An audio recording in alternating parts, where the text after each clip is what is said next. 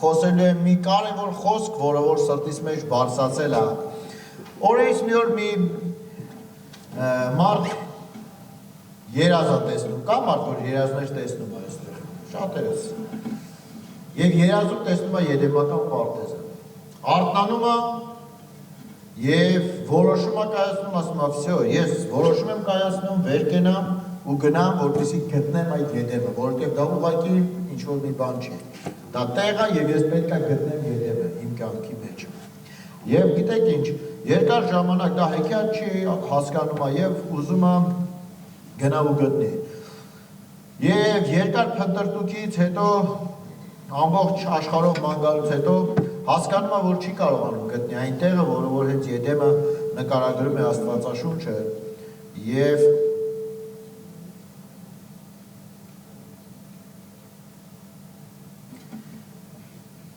երբ որ նա հիասթափում է և հասկանում է, որ չի կարողանում գտնի այդ տեղերը, այդ հատվածը, որը որ նա երազում տեսել էր, ծնկի է իջնում և սկսում է աղոթել. Տեր, եթե Եդեմը կա, ապա ցույց տուր ինձ, որովհետև ես այլևս չեմ կարողանում, օգնեցի ման գալով, փնտրելով և չգտնելով։ Դրա համար խնդրում եմ, օգնիր ինձ գտնել Եդեմը։ Եվ հենց այդ պահին Սուրբ Հոգու այն նուրբ խաղաղ ձայնը նրան ասում է. Եդեմը դա մի վայր չի, որտեղ որ դու փնտրում ես, որպեսզի գտնես։ Եդեմը դա այն ներկայությունն է, որտեղ որ դու վերադառնում ես Տիրոջ մեջ։ Եվ մարդը բացելով իր աչքերը առաջին անգամ իր կյանքում նկատում է այն ամենը, ինչ Աստված իրեն տվել է, այն ամենը, ինչ որ նա ունի, եւ այդ ամենի մեջ նաև Աստծո ներկայությունը, եւ հասկանում է, որ նա կորցրել էր ոչ թե այգին, որը որ փնտրում էր, այլ նա կորցրել էր այն փոխհարաբերությունը, որը որ նա ունեցել էր Աստծո հետ։ Ամեն։ Եվ այդ օրվանից սկսած նա որոշում է կայացնում, որ ոչ թե Եդեմական պարտեզը պետք է փնտրի եւ իր ոտքերով գնա ու գտնի, այլ իր սրտով պետք է որոնի եւ գտնի Աստծո ներկայությունը եւ մնա այդ իրավիճակի, այդ ներկայության մեջ։ Եվ որոշում կայացնելուց հետո այդ պահից սկսած ուր որ նա գնում էր Եդեմական պարտեզը միշտ նրա սրտում էր, միշտ նրա հոգու մեջ էր, Աստծո հետ այդ փոխհարաբերությունն ու ներկայությունը։ Հալելույա։ Ինչ եմ ես այսպիսի մեկնարկից սկսում այս տեղով սկսում իմ այսօրվա խոսքը, որովհետև իմ խոսքը վերնագրել եմ հետևյալ միգուցե այս բանի հետ կապ չունենա, այս պատմության հետ, բայց ընդհանուր կոնտեքստում դուք կտեսնեք ինչ եմ ես ուզում փոխանցել այսօր քեզ։ Համարձակ խոսիր քո լեռներին։ Խոսիր քո լեռներին։ Վերնագրել եմ այդպես։ Գիտես, ինչի համար եմ ես այս վերնագիրը գրել, որովհետև մենք մեր կյանքում ունենում ենք տարբեր տեսակի դժվարություններ։ Ամեն մեկս մեր կյանքում այստեղ նստածներիցս ունեն իրենց լեռները։ Ինչ-որ մեկի լեռը դա իր ընտանիքն է, ինչ-որ մեկի լեռը դա իր առողջական վիճակն է, ինչ-որ մեկի լեռը, որ կանգնած է իր առջև, դա իր ֆինանսներն են, դա իր բիզնեսն է, դա փոխհարաբերություններ են, ես չգիտեմ, ներքին խաղաղությունն է, կան շատ տեսակի լեռներ, որոնք որ մեզ խանգարում են, որոնք որ թույլ չեն տալիս եւ փորձում են մեր կյանքերում ուղղակի փակել այն Եդեմը, որ մենք չտեսնենք, չմտնենք այն Եդեմը, որ Աստծո հետ փոխհարաբերություն, ուղղակի փոխհարաբերությունները մեր ընդհատված լինեն կամ թե չէ փորձենք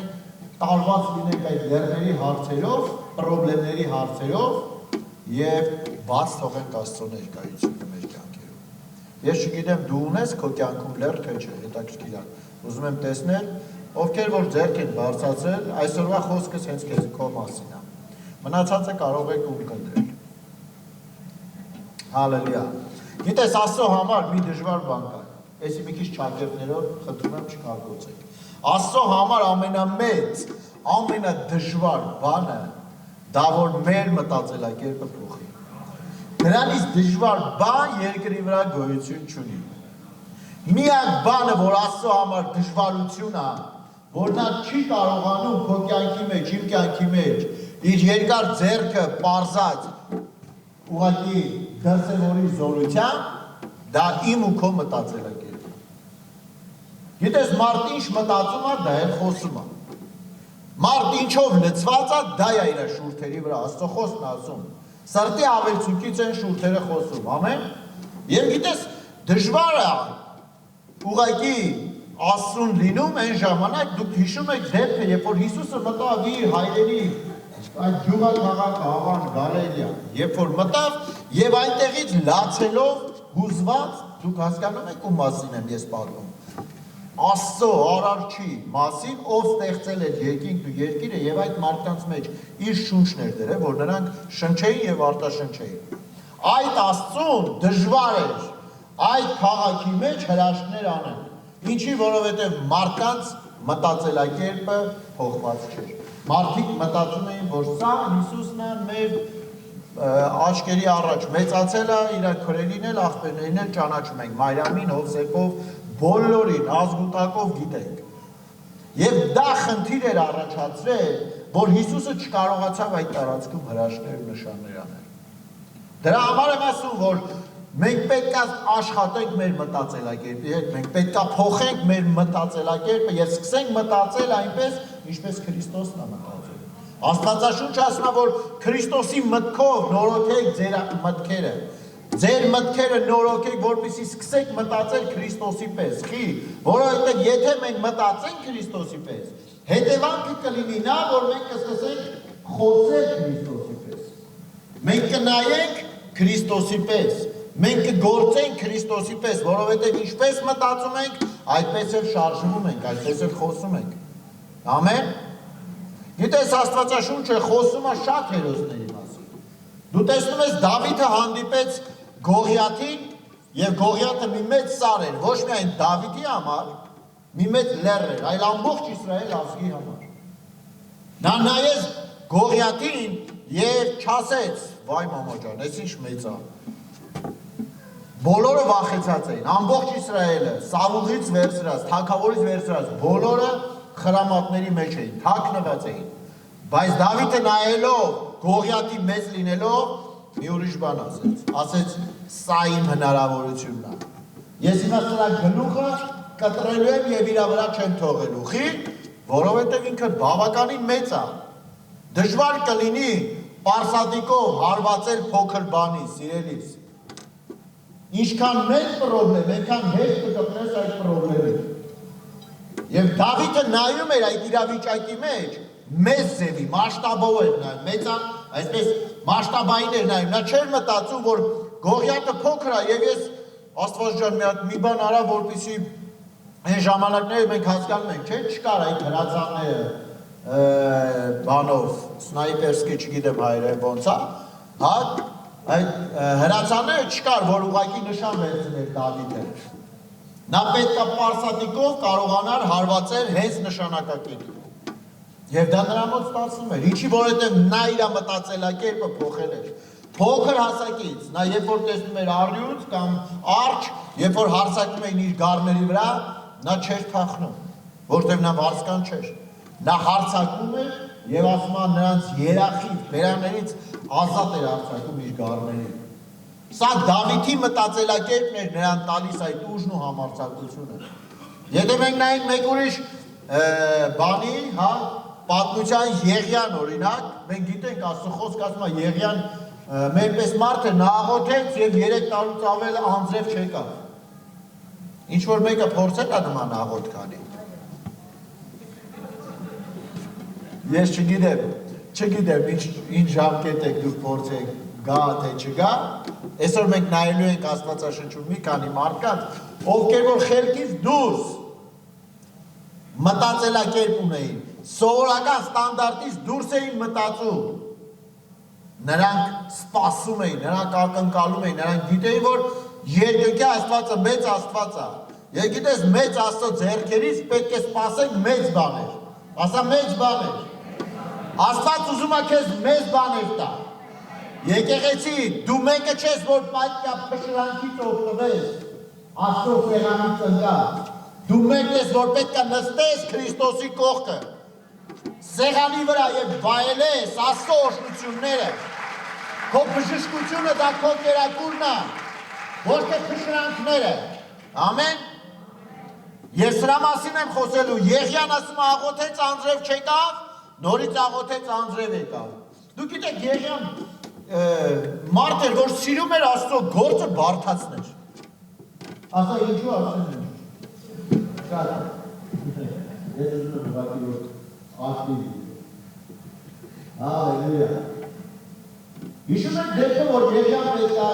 աղոթել եւ այդ Բաղամի մարգարեներին ասում էր աղոթեք տեսնենք, եթե կրակ իշնի, ուրեմն ձեր Աստված կենդանիա եւ զորավոր, եթե չէ ես կաղոթեմ։ Եկեք բան անենք։ Հիմա փորձենք բաթը այսօրվա լեզվով, փորձենք իրար հետ մրցակցենք, տեսնենք ում Աստվածն է կենդանա։ Եվ ինչ արեց Եղիան, նրանք աղոթեցին, ծաղրեց նրանց դերյակնացած մի քիչ բացը դորացել կարողացնած որ դերացնել անդարները լավի դասում եւ այլն տեսա չէ ոչ մի բան չի լինում կարար չէ աղոթել ասել դե Տեր ջան եկավ քո ժամանակը ասա մի հատ կրակ է լինեց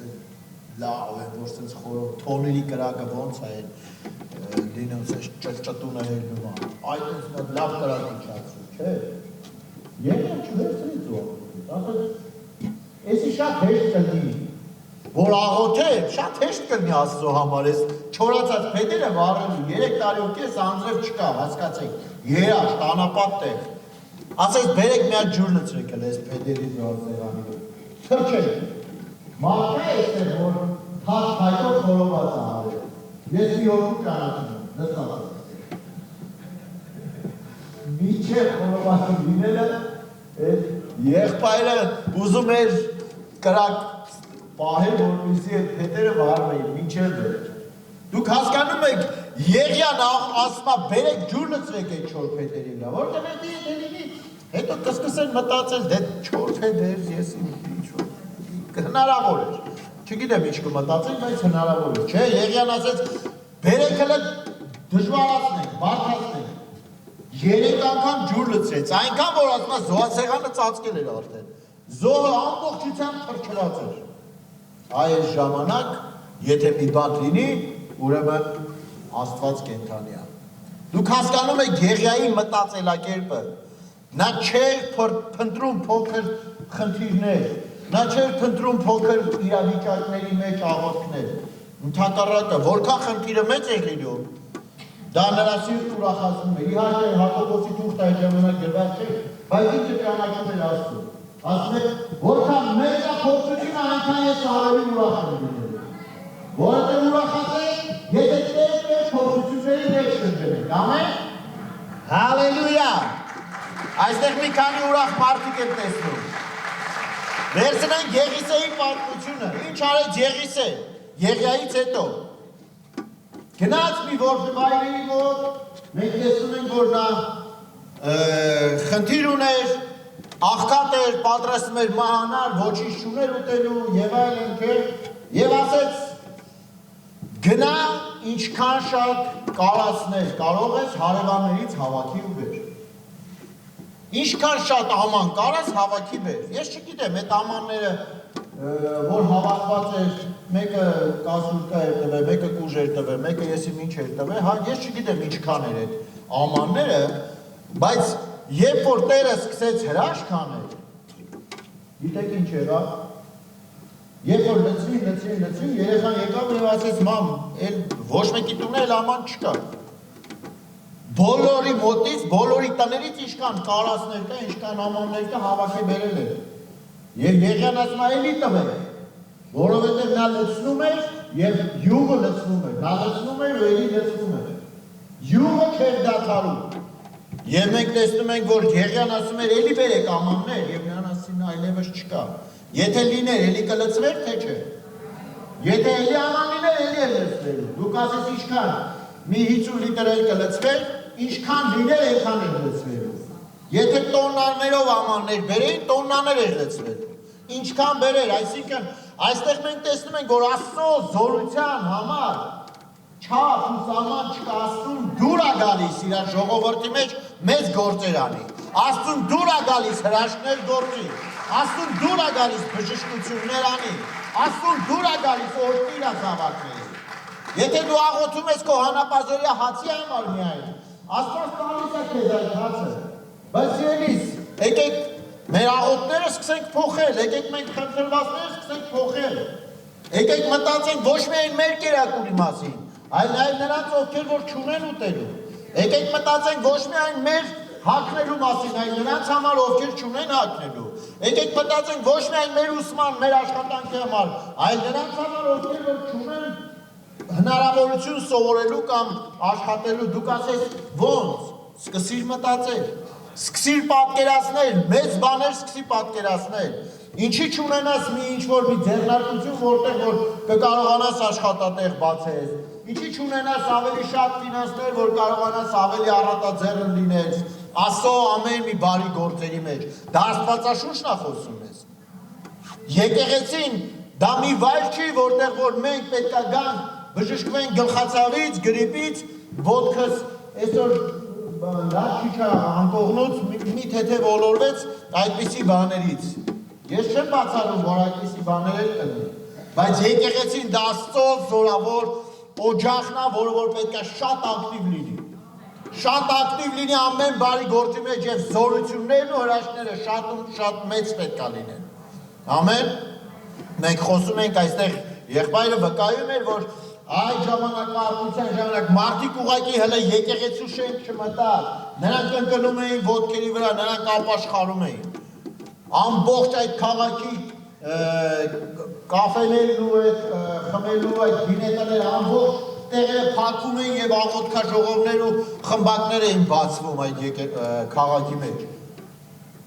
Եթե մենք մեր մտածելակերպը չմեծացնենք, եթե մենք չմտածենք մասշտաբային, սիրելիս մենք կդառնանք փոքրիկ կրոնական մի համայնք, որտեղ որ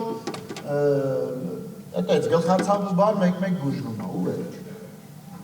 Մի քիչ էլ օժնվում են մարդիկ։ Դու, չգիտեմ, պատրաստում ես այդպիսի եկեղեցում երկար լինես, թե չէ, ես չեմ պատրաստվում։ Ես պատրաստում եմ, որ Աստծո զորությունը պետք է գա։ Աստծո զորությունը պետք է շարժվի, Աստծո հրաշքները պետք է գործեն ու երևա։ Ամեն։ Մենք տեսնում ենք Աբրահամին, որ նա գնաց, ընտրեց դժվար բանը։ Նա իր աչքերը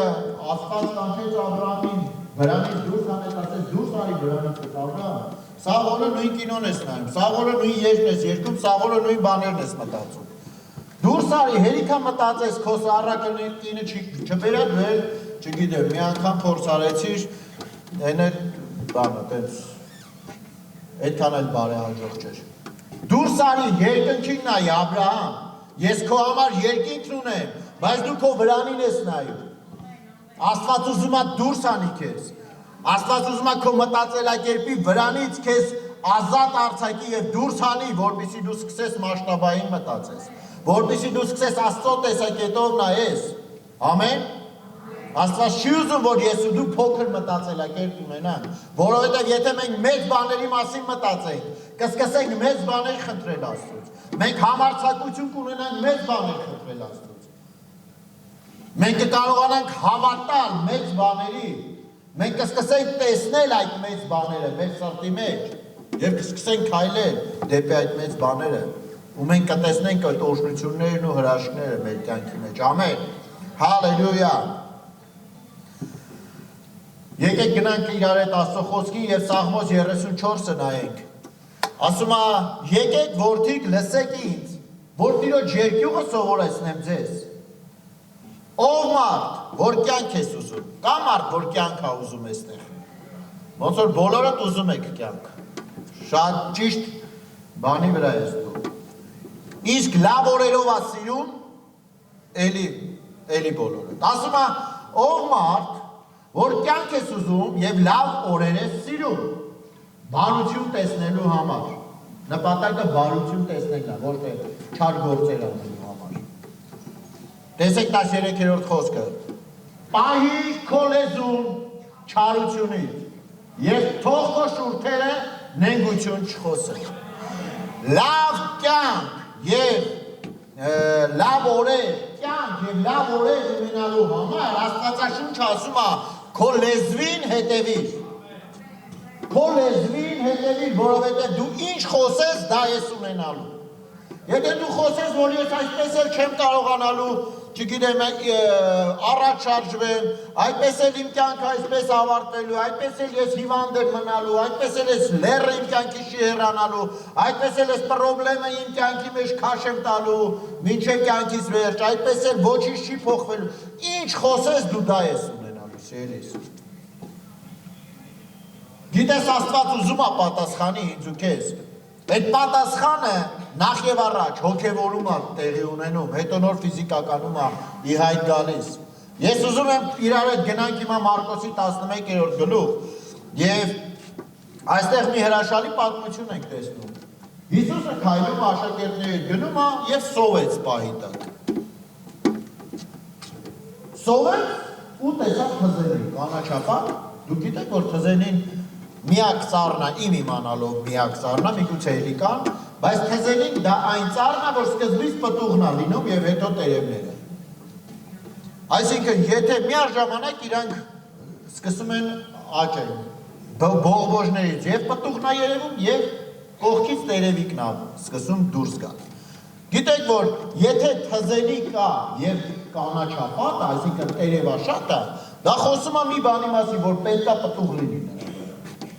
Ես չեմ խոսում պտուղը հասած է թե հասած չի, ես խոսում եմ որ եթե տերևը կա, ուրեմն պտուղ պետք է լինի թզենու վրա։ Եվ Հիսուսը մենք տեսնում ենք մոտեցավ եւ Մարկոս 11:12-ից 14 խոսքերը, եթե հեսա կբացեմ ես եւ կփորձեմ ընթերցել ձեր համար։ Մարկոս 11-ից 12-ից Եվ հետևյալ օրը Բեթանիայից դուրս էին գալիս եւ նա սովեց եւ հեռվից մի թզենի ծառ տեսնելով որ տերևներ ուներ գնաց թե արդյոք նրա վրա մի բան կգտնի եւ երբ որ եկավ ոչինչ չգտավ բացի տերևներից եւ քանի որ թզի ժամանակը չէր ու Հիսուսը պատասխանեց նրան եւ ասեց Ձեզանից մեկը կա, որ ծառերի հետ խոսալ գիտի։ Մտածելակերպի մասին եմ խոսում։ Հիսուսը ասեց ծառին. Քեզանից այլևս ոչ ոք հավիտյան պտուղ թող չուտի։ Ու նրա աշակերտները լսում էին։ Ասեց ու գնաց։ Գիտեք, տպավորությունն է, որ Հիսուսը երևի շոկ է։ Արևը խփել է գլխին, կերակուր չի կերել, ես սովորաբար այդպես եմ։ Երբ որ արևը խփում է գլխից եւ սոված եմ երկար ժամանակ, իմ մտքով տարբեր այսպես բաներ կար անցնի։ Հիսուսի դեպքում այդպես չէր, բայց իմ մտքով լինում է, այտենց խելքից դուրս անկապ ինչ-որ բաներ կարող անցնի։ Հա? Ոչ նորմալ բաներ։ Կարող է անկապ տեղը կարող է կնոջս կամ չգիտեմ, ինչ-որ մի իրավիճակի վրա ինչ-որ մի բան ասել, այտենց մեր ժողովրդական խոսքովածը բլբլցնի, կնել եք բանորmal, շատ ներողություն եմ խնդրում, հա, չմտածված, որովհետև համ սոված են, սոված տղամարդը վտանգավոր է։ Եվ բացի որ սոված են, արևն է մի կողմից է խփում։ Վայբշե էլի, արդեն տեղ չկա, վերջն է։ Ու Հիսուսը սկսում է խոսել ծառի հետ, աշակերտներն էլ լսում են։ Ես չգիտեմ Պետրոսը, Թովմասը ինչ էին մտածում, բայց ես թույլ եմ տալիս, եթե ես լինեի այնտեղ կմտածեի, երևի դες սովածությունից մի բան ասեց էլի, ես ավելի բետար բաներ կասեի, նենց որ Հիսուսը շատ սուրբ, շատ լավ, այսպես մոտեցում է ցույց տալիս ծառի հանդեպ։ Այնքան որ ասում են քեզանից բան չեմ ուտելու։ Ոչինչ տեղի չունեցավ ծառի։ Բայց երբ որ մենք հետ ենք գնում, մի քիչ էլ ենք բան նայում, 14-րդ խոսքը, մենք տեսնում ենք հետևյալ բանը։ Այդ պահին ոչինչ չեղավ։ Հիսուսը պատասխանեց եւ ասեց. այլևս քեզանից ոչ մեկ չի ուտի, իսկ աշակերտները լսում էին։ Իսկ հետո 20-րդ խոսքում մենք տեսնում ենք վերադառնում է Հիսուսը, մեկ օր հետո վերադառնում է եւ առավոտվա առավոտանց անցնելիս տեսան թզեի ծառը արմատից չորացած ու Պետրոսը հիշեց։ Այսինքն, գիտես, այստեղ ես ուզում եմ ցույց տամ, որ ես ու դու նկատենք։ Դու կարող ես խոսում ես բաներ, մեծ բաներ, եւ ասում ես, բա ուր ասեցի, չեղավ։ Գիտես, Հիսուսն էլ ասեց ծառին, այլևս քեզանից ոչ մեկ չի ուտելու, եւ այդ բանին կարծես թե ոչ մի բան տեղի չունեցավ։ Միայն առավոտյան, երբ որ նորից անցնում էին, տեսան, որ խոսքը զորություն ուներ, կատարված էր։ Ամեն։ Ու մի քիչ ավելի ներքևում Հիսուսը այդ իրավիճակը բացատրելու համար ցույց տվեց, դաս տվեց, հոգևոր շատ ուժեղ դաս տվեց իր աշակերտներին։ Ասեց 22 խոսքից, ասում է, եւ Հիսուսը պատասխանեց նրանց եւ ասեց. Աստծո հավատքը ունեցեք, որովհետեւ աշակերտները Պետրոս ասեցին, Հիսուս էսի են ծառնա, որ դու հենց ասեցիր, չորացել է, մի օր չի անցել, արմատից է չորացել։ Էս ով ես դու։ Դու խոսում ես խամիներին, դու խոսում ես ծովին, դու խոսում ես մեռելներին, դու խոսում ես կույրերին, դու խոսում ես խուլերին, կաղերին, դու ում հետ խոսում ես, այդ խոսքը կատարվում է։ Կարևոր չի քո կողքին է, ում որ դու խոսում ես այդ իրը կամ այդ մարդը, լսում է քեզ թե չէ, որտեղ խուլին ինչքան էլ խոսես, միևնույն է, նա չլսի։ Բայց բացվում է։ Հա? Մենք տեսնում ենք, որ Հիսուսը ինքն էր որոշում ինչը պետք է փոխվի իր կյանքի մեջ, իր կյանքի օրերի կամ ընթացքի մեջ։ Ուստեղ Հիսուսը ասում է, ժողովուրդ, աշակերտներ, եթե ուզում եք, դուք էլ կարող եք այդպես ապրել։ Ո՞նց։ Ընդամենը Աստծո հավատք է պետք ունենալ։ Ընդամենը պետք է ունենալ Աստծո հավատք, որովհետև ճշմարիտ եմ ասում ձեզ, եթե ով որ նշանակություն չունի, դու հովիվն ես այդ եկեղեցու, թե նոր ես ապաշխարել, ասում է ով որ սարին ասի, վերկաձև ծովանքի եւ իր սրտում չկասկածի, բայց հավատա եւ որ ինչ որ ասում է կլինի նրան, կլինի ինչ որ նա ասի։ Դրա համար ասում եմ ձեզ, ամեն ինչ որ աղոթք անելով խնդրեք, հավատացեք, որ կառնեք եւ կլինի ձեզ։ Էսի Քրիստոս Հիսուսի այն ամենա սենց ոնց որ ասած լավ հարվածներից, լավ անկյունակարերից մեկն է, որ Աստված դնում է հավատքի ժողովրդի ընտանիքի հիմքի տակ, եկեղեցու հիմքի տակ, ինչ որ հավատքով խնդրես, եթե հավատքով ասես քո սարին եւ չկասկածես, նշանակություն չունի քո աչքերը տեսնում են դա այդ պահին թե չէ ինչպես այս տզենին, եթե դու հավատքով ասես, լծված հավատքով, Սուրբ Հոգով ասես,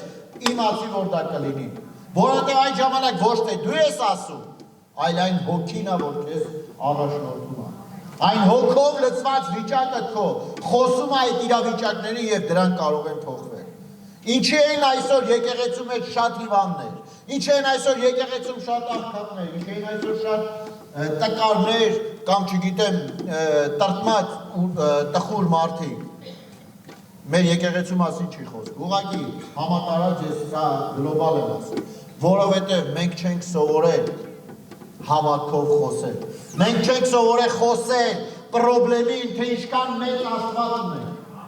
մենք ավելի շատ կգնանք Աստծո մոտ, կմտնենք մեր սենյակի մեջ կծնկենք ու կսկսենք գոռալ, Աստված ես ինչ մեծ պրոբլեմ, ես գողյակը հասելա վրես, ես չգիտեմ փղշտացիները, ես մյուս ամաղեկացիները, մյուս հիվանդությունը, ֆինանսները, ես ինչ դժվարությունները, մի փոքր ուզում ես ոտքի կանես,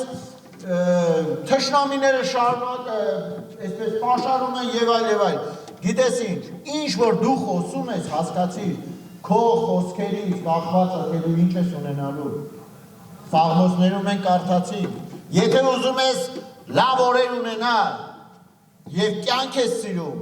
հետևիր բերանիդ խոսքերին, որովհետև քո բերանի խոսքերն են, որ բաց են արձակվելու, Հիսուսը արարում էր իր շուրթերով, հերոսները ու մասին, որ մենք խոսեցինք, Դավիթը, Եղիան, Եղիսեն, բոլորին դու կարող ես նայել, դուք հասկանում եք Գեդեոնը, որը որ կարող էր 3000 հոգով հարձակվել այդ հաղթանակն ունենալու համար, Աստված ասեց մի րոպե Գեդեոն, տես չեղավ։ Հիմա կգնա կանեք, ասեք տեսա ինչ ուժեղ տղեկ էինք մենք հավաքված, ասեց հլը մի հատ մաղի, անջատի, զատի, 300 հոգի ընդամենը մնացին, այդ մեծ 30,000 կամ 300,000-անոց բանակի դիմաց։ Եվ նրանց միջոցով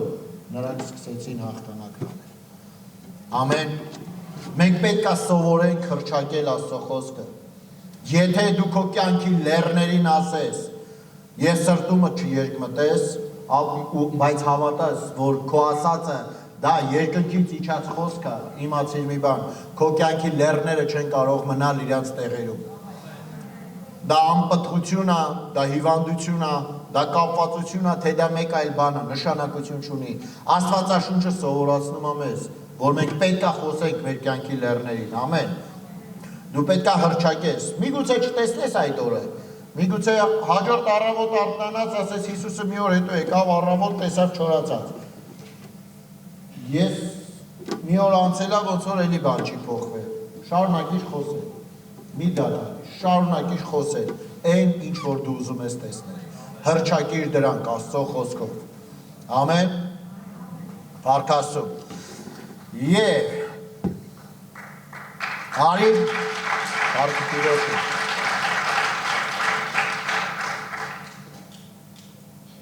Հակոբոս 5-րդ գլուխը խոսում է նրա մասին, որ արդարի աղոթքը ավելի ուժեղ է ներգործում կամ շատ զորավոր է ներգործում։ Գիտես, մենք արդարներ ենք, Քրիստոսի արյունով արդարացած, մենք այսօր ունենալու ենք հաղորդություն այստեղ, մենք այսօր ընդունելու ենք, մեկանալու ենք մեր Տիրոջ հետ։ Եվ գիտես, գլուխը մարմնից առանձին չի գործում։ Եթե մենք մեկ ենք Քրիստոսի հետ, մենք պետք է ընդունենք, որ այդ զորությունը, որը որ մեր մեջ ապրում է, Քրիստոսին հարություն տվող զորությունը կարող է մեր իրավիճակները, կարող է մեր կյանքի լեռները տեղաշարժել, վերցնել եւ ծովը գցել։ Մենք պետք է դրան հավատանք։ Ամեն։ Հռոմեացիս 16-րդ գլուխը գրած ասում է եւ խաղաղության Աստվածը թող խորտակի սատանային ձեր ոտքերի տակ շուտով։ Խաղաղության Աստվածը խորտակի սատանային ում ոտքերի տակ, ձեր ոտքերի տակ, ասա իմ ոտերի տակ, Աստված ուզում է սատանային խորտակի քո ոտքերի տակ, և գիտես էդի չի պատրաստվում անի, և որ երկրորդ գալուս տնի։ Մենք գիտենք, որ վճիրը կայացված է, որ սատանայի վիճակը ինչ է լինելու ծծմբիլիչ և այլ, նրան սիրողներն էլ իրենց հետ, ասում է, թող որ խորտակի ձեր ոտքերի տակ, նրանց բաղթ այստեղ, ես եմ այստեղ կա տեսում, ես որտեղ եմ, խորտակի սատան ձեր այո, շուտով, ասա շուտով, շուտովը որն է, հիմա, դրանից շուտ հնարավոր չի, շուտովը որն է, ով կասի, էդի արդեն եղած պտի լիներ, էդի արդեն պետք է հաստատված լիներ, հասկանում ես, սա Աստծո խոսքն ասում, սիրելիս, ես ուրիշ գրքից չեմ կարդում, Աստծո խոսքը մեզ ասում է շուտով, հիմա, արդեն բաց եք թողե մի քանի ժամ, արդեն բաց եք թողե մի քանի օր կամ տարի, թող որ սատանա խորտակված լինի իմ ու քո ոտքերի տակ, և դանող Աստված է, ինչպես, եթե դու սկսես մտածել Աստծո պես, եթե դու Քրիստոսի մտքի պես ունենաս միտք, եթե դու քո կյանքի սարերի, լեռների կարողանաս խոսես, Քրիստոսը խոստանում է իր խոսքում, որ Աստծո խոսքը, որ ձեր ոտքերի տակ սատանան խորտակված կլինի շուտով, և մեր Տեր Հիսուս Քրիստոսի շնորհքը ձեր վրա կլինի, ձեր հետ կլինի, ամեն, և մի հրաշալի պատմություն, որ ես ուզում եմ ընթերցեմ հիմա Աստվածաշնչից, և այս պատմության մեջ նույնպես կփորձեմ ձեզ ցույց տալ այն ինչ որ ես խոսում եմ, դա Հեսուի գիրքն է ասում, Հեսու 10-րդ գլուխ, գիտեք այստեղ պատմություն է, որ մի քանի թագավորություններ են լինում, մի 5 թագավորություններ են լինում, ովքեր որ Հեսուն Իսրայելը մի այլ թագավորության են ուխտի մեջ է մտնում, հաշտության իրար հետ պայմանագիր են կնքում և այլն, դրանից հետո երբ որ այն մնացած թագավորությունները իմանում են, դուրս են գալիս այն թագավորության դեմ, որ Իսրայելի հետ ուխտ արել կամ հաշտության պայմանագիր կնքել։ Դուրս են գալի, որպեսզի այդ երկիրը վերացնեն։ Եվ նրանք իսկույն նամակ են գրում Իսրայելի Հեսու թագավորին եւ ասում են Հեսու այդ պայմանագրից հետո, այդ ուխտից հետո, այդ հաշտ բանից հետո մեր ընկերանալուց, բարեկամանալուց հետո մեր դեմ դուրս են գալիս էս թագավորները։ Շուտ արի տենանք ինչ ենք անում, որովհետև ես հոգարակը չեմ ընկել։ Ես ուզում եի քո հետ լավ լնեինք, բայց ոնց որ թե փուրն են տվել ինձ։ Այդ պայմանագիրը շուռ եկել իմ դեմ։ Ես ուզում եի լավը լիներ, բայց հիմա 5 թագավորներ դուրս են գալիս իմ դեմ։ Մի բան արա Հեսու։ Եվ Հեսուն ասում է. վեր կացավ, գնաց, որպեսզի պաշտպանի։ 12-րդ խոսքը տեսեք ինչ ասում։ Եվ այն օրը, երբ Տերը ամորացիների մատնեց Իսրայելի որդիների ձեռը, Հեսուն խոսեց Տիրոջ հետ եւ իսրայելացիների առաջ ասաց. Արեգակ Գաբավոնի վրա կանգնիր եւ դու լուսի Այեղոնի վրա ձորի վրա կանգնիր։ Էլի շոկ է երևի, էլի ինչ-որ մի վիճակ է, ու մեկ էլ Հեսուս սկսում է խոսել, արևի մեկ էլ լուսնի հետ։ Մարդ խոսել այստեղ, արևի հետ, լուսնի հետ։ Ես չգիտեմ, որքանով ինչ եք դուք արել ձեր կյանքում, ինչ փորձառություն ունեք, բայց Հեսուն մեկն էր, որը որ որոշեց կանգնացնի արևի եւ լուսնի, որովհետեւ քանի դեռ լույս է, նրանք կարող են ավելի երկար կռվել, պատերազմել եւ հաղթել։ Մինչեւ վերջ կոտորել թշնամիներին։ Գիշերով հնարավոր չէր, լույսեր չկա, ոչինչ չկա, էլեկտրականություն չկա այդ ժամանակ, ջահերով հնարավոր չի հալածել թշնամիներին։ Հալելույա։ Եվ այստեղ խոսում է եւ ասում է եւ արեգակը տարավ բերեց կանգնեց։ Արեգակը կանգնեց։ Ես չգիտեմ ինչքանով է ճիշտ, բայց լսել եմ նման պատմություններ, որ փաստացի գիտնականները խոսում են, որ այդ արեգակներին համակարգի այդ ժամանակացույցի մեջ այնտեղ որոշ բաներ խախտվել են։ Այսինքն իրանք մի ժամանակացույցով են պատտվել, բայց ինչ-որ մի պահ 12 ժամվա այսպես կտրված կա, ստեղծվել, առաջացել, կարող եմ սխալվել, այդ ուղղությամբ ես խորացած մասնագետ չեմ, ընդհանրապես մասնագետ չեմ կարելի ասել, բայց ասում է, արեգակը կանգնեց և լուսինը իր տեղը մնաց, գիտես այդ ինչ է նշանակում, եթե դու երբևիցե պատկերացնում ես արեգակնային համակարգ, այդ պտույտները, այդ երկիր մոլորակի պտտվելը եւ այլն, այդ ամեն ինչը երբ որ պատկերացնում ես, դու հասկանում ես, որ դա ուղղակի անհնարին բան է, դա անհնարին բան է, ինչ որ կանգ առնի, երկնքում, ասենք, դա նշանակում է մի հատ շատ ուժեղ արագընթաց, սրընթաց, չգիտեմ, էլեկտրա չգիտեմ, այդ էլեկտրիշկա ոնց կա հայերեն, որ հիմա կա, մի անգամից արգելակման բաները սեղմեն, ռուչնոյները քաշեն ու տորմուզ տա, այդ ամբողջ երկնային համակարգի, արեգակնային համակարգը կանգնի, 12 ժամ արևը կանգնած մնաց, լուսինը իր տեղում արևներ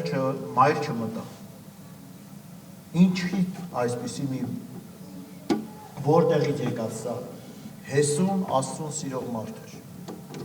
Հեսուն Աստծո խոսքը ասում է, Մովսեսը երբ որ մտնում էր խորան, իրավոց կանոն էր Տիրոջ ներկայությունը իջնում էր։ Եվ ամբողջ ճամբարը, ամբողջ ժողովուրդը բանակը իրանց դռների առաջ խոնարհվում էին։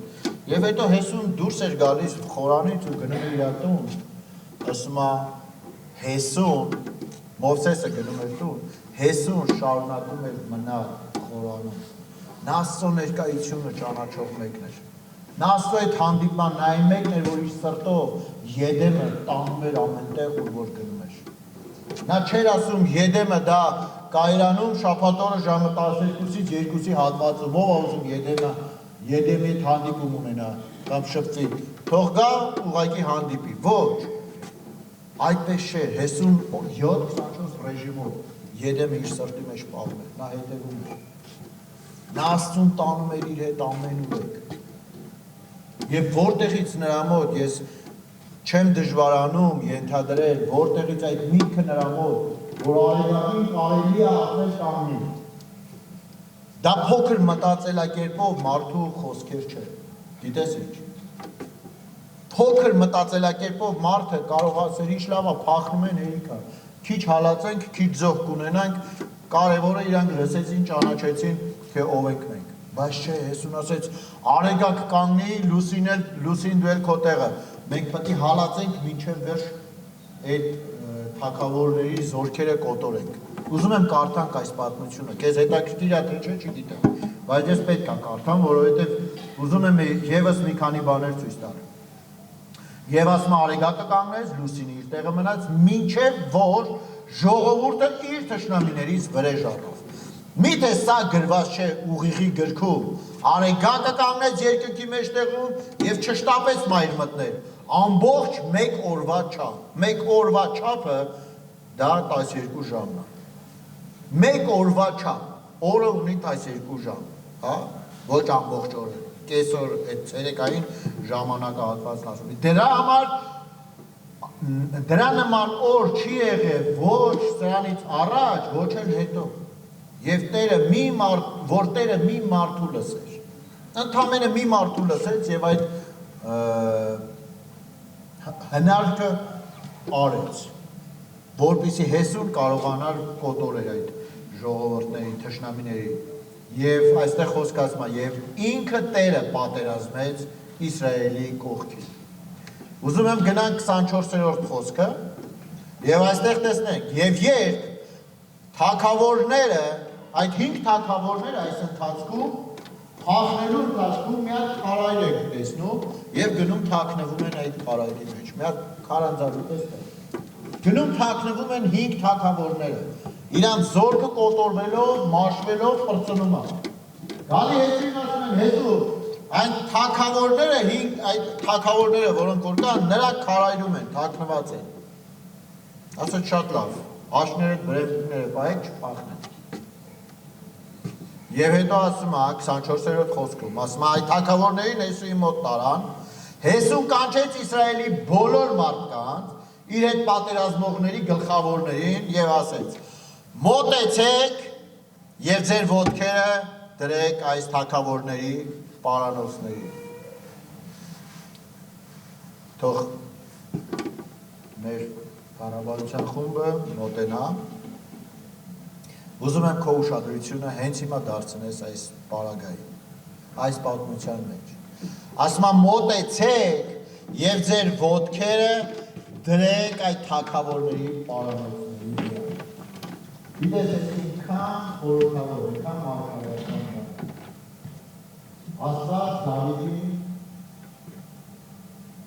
դաստիարակել է մանուկ որ պրոբլեմի չկա ամուսերի պրոբլեմ։ Չկա սակ, որ չի կարող այդ չտեղաշարժել, հավատացել։ Հատոքոս ասում ուր ասել, շատ եթե կասես, բայց ուրախանանը բանչ, իմ պրոբլեմը շատ մեծ է, դու սիրելուս, եթե քո պրոբլեմը շատ մեծ է, քո միակ ճանապարհը ավելի շատ ուրախանում է։ Եթե մեծ է, պետք է ուրախ լինես, եթե շատ մեծ է, ուրեմն շատ ուրախ պետք է լինես, որ հանդիպել ես դրան, գիտես խի, որովհետև Աստված ուզում է փառավորվի քո կյանքում, Աստված ուզում է իր փառքը դրսևորի քո կյանքում։ Եթե դա ուղղակի մի հատ հավեր խմելով այդ խնդիրը լուծվելու էր քո կյանքում, այդ խնդրին, այդ իրավիճակին կարող էր Աստծուն ըսկի ոնց որ ասած չանհանգստացնել։ Բայց եթե կա իրավիճակ, այսօր իմ խոսքը ավելի շատ ուղղված այդպիսի մարդկանց ներներին, եթե կա մի կյանք քո կյանքում մի իրավիճակ, որ դու հասկանում ես, դու գիտակցում ես, եթե Աստված չխառնվի այս իրավիճակին, լուծում չկա։ Դու պետք է հասկանաս, դու պետք է գիտակցես, դու պետք է սպասես Աստծուց։ Եվ այստեղ Հեսուն իր զորավորներին, իր այդ պատերազմողներին կանչում եւ ասում է, այդ թագավորները, որոնք որ փախել էին, ձեր ոտքերը դրեք նրանց պարանոցներին։ Սա Հեսուն անում էր ցուցադրական։ Հեսուն այս ամենը անում էր, որպեսզի մարդիկ տեսնեն, որպեսզի մարդիկ հասկանան, որպեսզի մարդիկ հիշեն, որ չկա պրոբլեմ։ Գիտես, մի քանի ժամ առաջ այդ թագավորները պատրաստվում էին գլխատեին, ոչ միայն Հեսուի, այլ նրա բոլոր ժողովուրդներին։ Բայց ընդամենը 12 ժամվա մեջ, ընդամենը 1 օր էր պետք ասում, որի ժողովրդին ապացուցեր, այդ 1 օրվա մեջ ես պատրաստվում եմ անել բան, որ ձեր մտքով անգամ չէր կարող անցնել։ Եվ դրա համար օգտագործում էր Հեսուին։ Նա ասեց մոտեցեք և ձեր ոտքերը դրեք այս թագավորների պարանոցների վրա։ Դուք հիշում եք ես ինչ կարդացի նոր կտակարանի մեջ, որ Աստված պատրաստվում է սատանայի խորտակի ու ոտքերի տակ, քո ոտքերի տակ։ Աստված ուզում է այդ խոսքերը, որ դու վերցնես քո կյանքի մեջ, որ մարքարական դառնա, որ դու հասկանաս, որ այդ թշնամիները, որ դուրս են եկել քո դեմ, նրանք դուրս են եկել, բայց Աստված ուզում է խորտակի նրանք, հետների քո ոտքերի տակ, նրանց պարանոցները այդ թագավորների, որ իրանք թագավոր են զգում, որ կարծում են, թե այլևս դու պարտված ես, որ մտածում են, թե դու էլ չես բժշկվի, որ մտածում են քո ֆինանսական վիճակը այլևս չի լուծվի, որ քո ընտանիքը չի վերականգնվի, որ քո ամուսինը, կինը, երեխաները, չգիտեմ, ծնողը, ինչ-որ մի վիճակ, այդ բանտը, այդ թշնամիները, որի մեջ որ գտնվում են, այլևս անփոխվող է։ Աստված կարա 1 օրվա մեջ փոխի իր վիճակը քո։ Հարցեք իրոքը։ Նա ասում է մոտեցեք և ձեր ոտքերը դրեք նրանց պարանոցների վրա։ Նրանք հնազանդվեցին։ Գիտես կարևորը հնազանդվելը, կարևորը անես այն ինչ որ Աստված ասում է, եթե ասում է ուրախացիր, եթե կեր փորձություններ ես հանդիպում, խոսք ասում է հնազանդությունը ավելի մեծ է, քան թե ամենամեծ զոհերը, որ կարող են այս երկրի վրա լինել։ Եվ հետո մենք տեսնում ենք, երբ որ դրեցին, Հեսուն ասեց, մի վախեցի և մի զարհուրի, այլ զորացի ու քաջ եղի։ Այսօր ես քեզ եմ ասում եկեղեցի, նշանակություն չունի ինչ թշնամիա քո դեմ դուրս եկել։ Ես քեզ Աստծուց խոսք եմ ասում, որ մի վախեցի, մի զարհուրի, այլ զորացի, քաջ եղի, որովհետև Տերը այսպես պիտի անի ձեր բոլոր թշնամիների, որոնց հետ դուք պիտի պատերազմեք։ Չկանի թշնամի,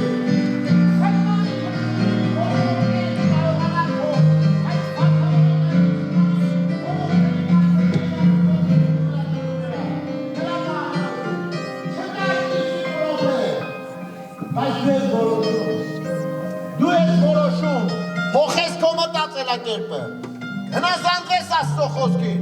գնաս այդ պրոբլեմի վրա, թե փախչես այդ պրոբլեմից։ Դու ես որոշում, հանձնվես,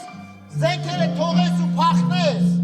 թե սպառազինվես Աստծո խոսքով և նրա ուժով, նրա զորության կարողությամբ և հակառակ կանգնես, որովհետև եթե հնազանդվես,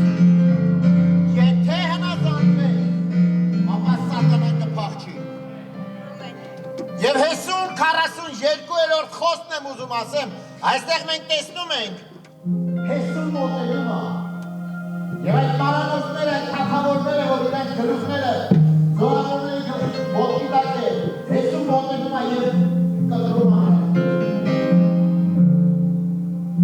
Մի կողմից մտածում ես Աստվածաշունչը, բայց շատ արունոտ Աստվածաշունչ է։ Դու սիրող Աստված, դու երկինք ու երկիրն արարող Աստված, չես բաները չես, տեղին կասում է, ոչ մեկին չխնայես անգամ, անգամ մանուկներին չխնայես։ Եվ մենք տեսնում ենք, այստեղ նույնպես, Եղիան նույնպես 450 պատեր այդ բաղակի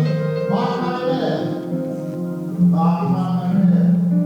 տարավ հեղինակի մոտ և բոլորին սլիք հաշվեց։ Խոսակա Եղիան արեց դա, այստեղ Հեսուն, նրանց գլուխները Եվ 42-րդ խոսք ասում է, եւ Հեսուն, եւ բոլոր թագավորներին, այս բոլոր թագավորներին, եւ նրանց երկիրը նվաճեց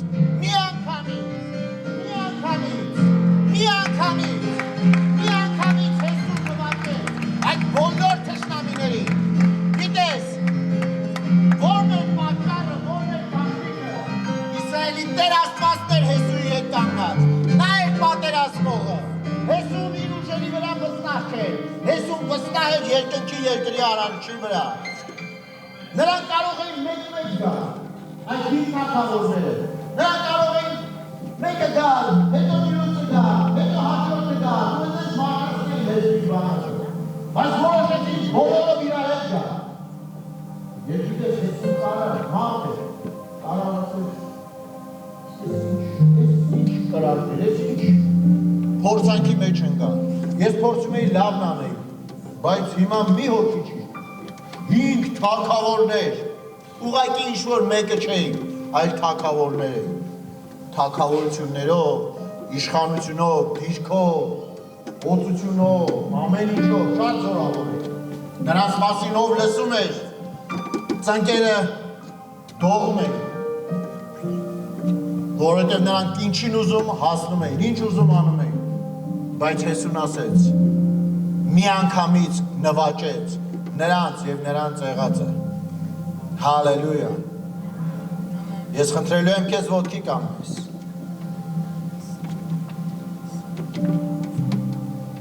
Ես խնդրելու եմ քեզ։ Հիմա միասին մի աղոթք ենք անելու, որից հետո կունենանք հաղորդություն։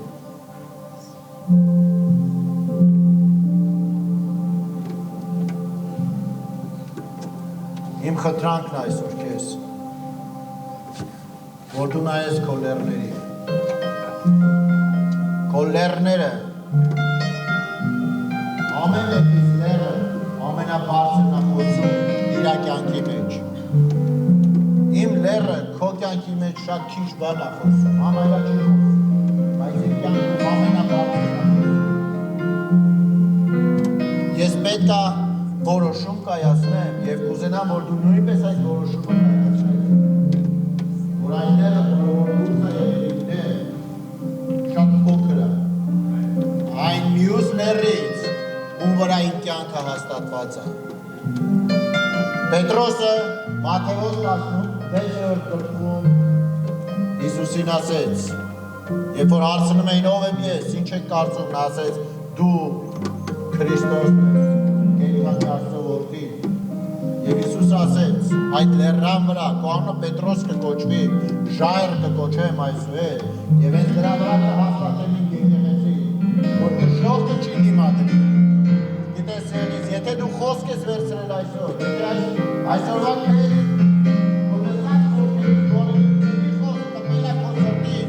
եթե դու հասկացել ես, որ դա քեզ է վերաբերվում, ես ուզում եմ, որ դու այդ խոսքը անդրուրնես, աղոթես դրա համար և կանգնես այդ խոսքի վրա, Իսրայելի վրա, որովհետև այդ խոսքի միջոցով, երբ որ դու կխոսես քո կյանքի, այդ լեռների բոլոր այն լուծի բոլոր ծանր են, որը որ քեզ չես ուզում որ կանես ծանր են, դժվար են, դու պետք է ուղղակի քո հենակետը դարձնես Աստծո խոսքի այսօր, որտեղ երբ որ դու խոսում ես հայտնության խոսքով քո լեռների,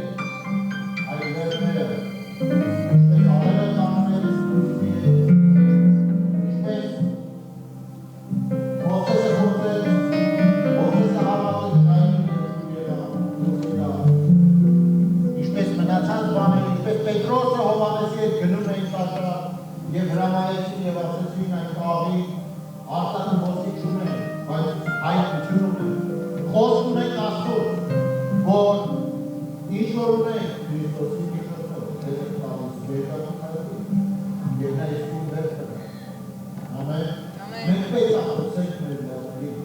մենք պետք է խոսենք այն լեռներին, որոնք որ փորձում են խանգարեն ինձ ու քեզ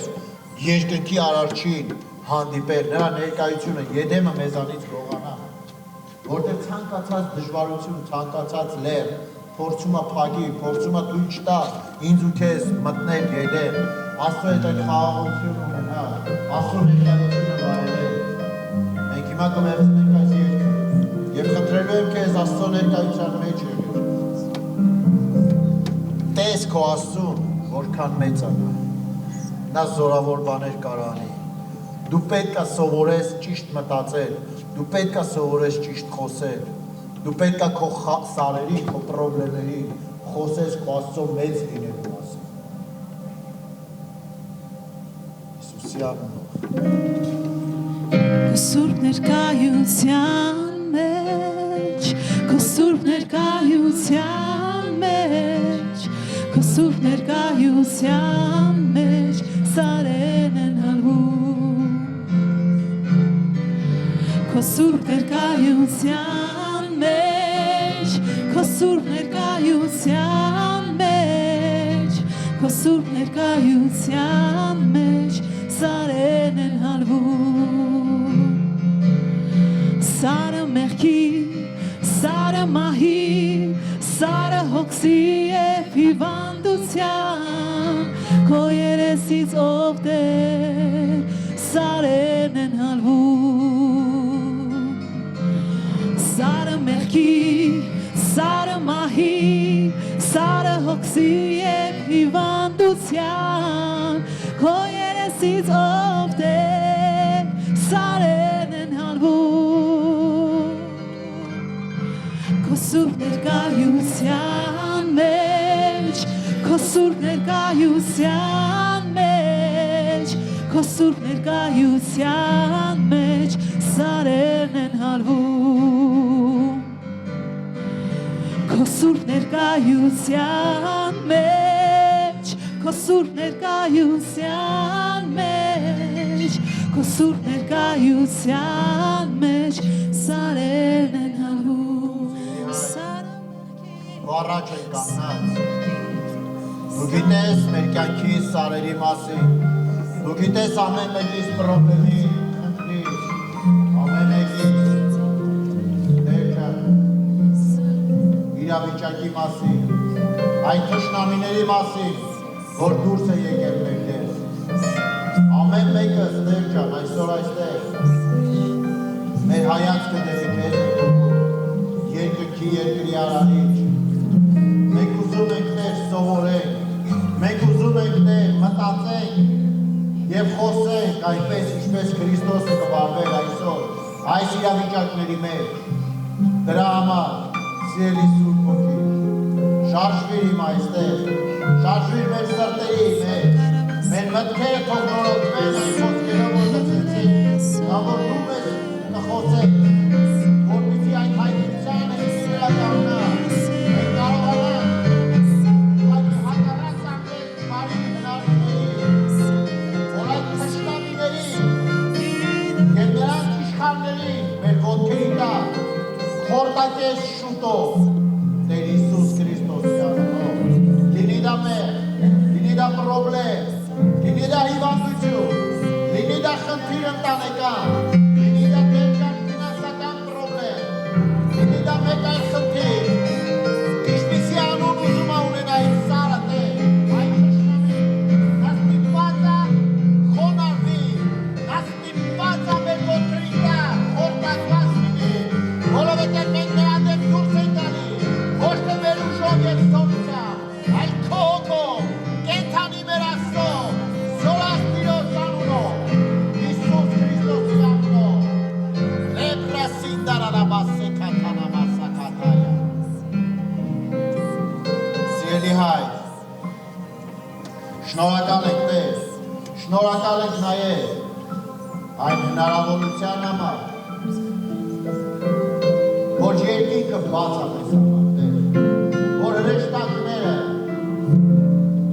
պատրաստ է, Տեր, երկինքը պատրաստ է հաղորդակցվի,